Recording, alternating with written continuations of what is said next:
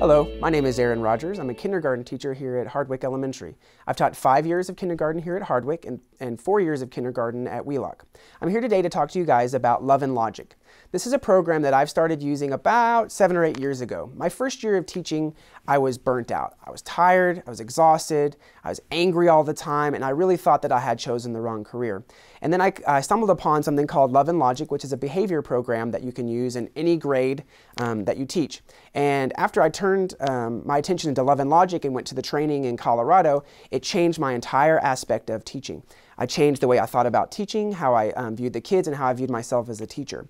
Before I took it, I thought, as a teacher, they should do what I say when I say it because I'm in charge. Well, it doesn't work that way for every child. And so Love and Logic allows you to use empathy in your teaching and really let them learn lessons that will make them a better teacher, and they'll make them a better student when they grow up.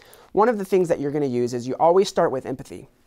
When a kid is angry or you have some behavior problems, you always want to empathize with the child first. That way it puts you on the side with the child looking at the problem versus me against the child with the problem. When I'm on the same side with the child using empathy, it allows us to work together and I'm no longer the bad guy.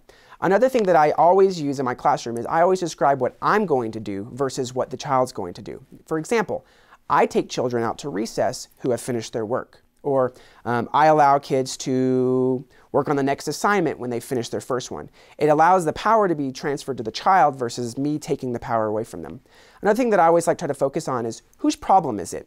A lot of the times we try to solve problems for the kids that aren't our problem. If it doesn't affect me and it doesn't affect the children around them, then it's not our problem and we don't need to work on it.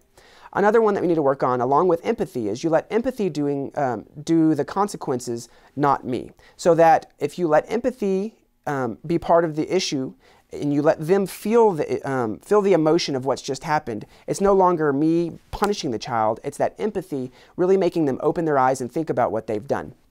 The biggest thing that I will tell you is don't rub it in. If you use empathy, you work with the child, you've helped them figure out the problem, and then you can't help yourself and you see, I told you so, all of the things that you've just done have been washed away.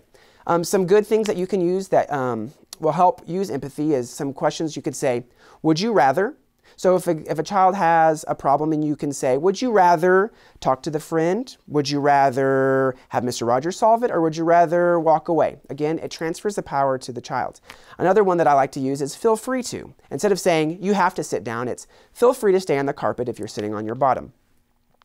Another great one is if a kid comes to you and they have an issue, start with, oh man, what are you going to do? If you start with that question, it always gives you that empathy right off the bat without even having to think about it. And then the last one I like to use is, don't worry, I'll take care of it.